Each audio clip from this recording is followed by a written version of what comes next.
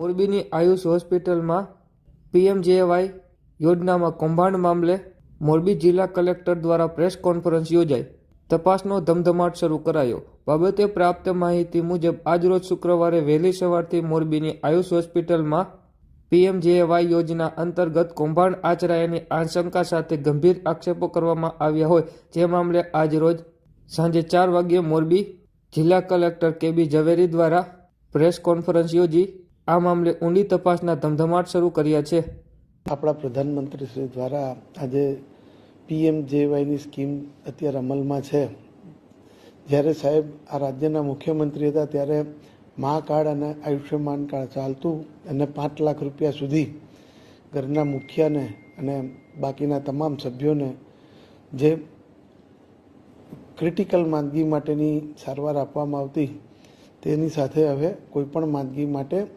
5 લાખ રૂપિયા સુધીની સારવાર ફ્રી આપવામાં આવે છે। જ્યારે દેશના પ્રધાનમંત્રી દેશના ગરીબોની ચિંતા કરતા હોય અને ગરીબોને જ્યારે બીમારી આવે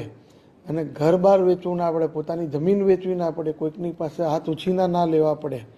અને એવા સુભાષાથી જો સ્કીમ ચાલતી હોય અને એવા વખતે જો કોઈ પણ હોસ્પિટલવાળા એનો મિસયુઝ કરે અને ગરીબોની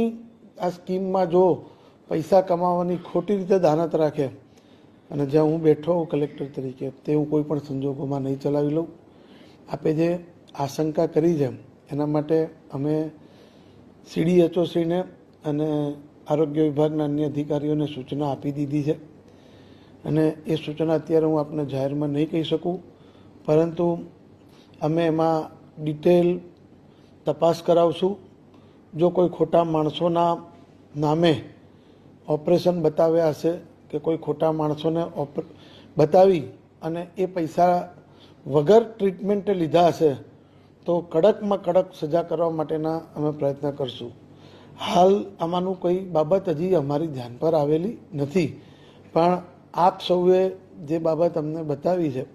એના અનુસંધાને તપાસની અમે કામગીરી શરૂ કરાવી દીધી છે અને જો કોઈ ગરીબોને જે સરકારની સ્કીમ માટે ગરીબોની જે સરકારના ટેક્સના પૈસામાંથી ચૂકવણું કરવામાં આવે અને પોતે પૈસા કમાવા માટે કોઈ પણ હોસ્પિટલ કંઈ પણ ખોટું કરશે તો એને અમે રાજ્ય સરકારના જે પણ કાયદા કાનૂન અને જે પણ સૂચનાઓ છે એનો કડકમાં કડક અમલ કરીશું અને કરાવશું। આપે જે હોસ્પિટલનું નામ આપ્યું છે એમાં અમે અમારા CDHOશ્રીને સૂચના આપી છે કે એમાં કેટલા બેડની હોસ્પિટલ છે, કેટલા બેડમાંથી કેટલા પીએમજેવાયના લાભાર્થીઓને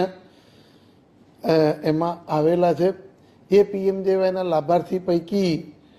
જો કોઈ ખોટા નામે એમને ક્લેમ કર્યા છે કે કેમ, એમાંના એ ક્લેમ પાસ થયા છે કે કેમ, આની સંપૂર્ણ રીતે ચકાસણી કરવામાં આવશે। ગાંધીનગરથી પણ અમે ટીમને આમંત્રિત કરીને તાત્કાલિક બોલાવશું અને જો કોઈ પણ પ્રકારનો ફ્રોડ થયો છે તો હું આપના માધ્યમથી મોરબીના લોકોને ખાતરી આપું છું કે ક્યાંય કોઈએ પણ કોઈ પણ સ્કીમમાં ખોટું કર્યું હશે તો હું કોઈ પણ સંજોગોમાં ચલાવીશ નહીં અને એમાં અમારા પર અત્યાર સુધી કોઈ દબાણ પણ આવ્યું નથી અને કોઈ પણ દબાણ આવશે તો દબાણને વશ પણ નહીં થઈએ, પરંતુ જે પણ કાયદા મુજબની પરિસ્થિતિ હશે એ મુજબના નિર્ણય કરવામાં આવશે।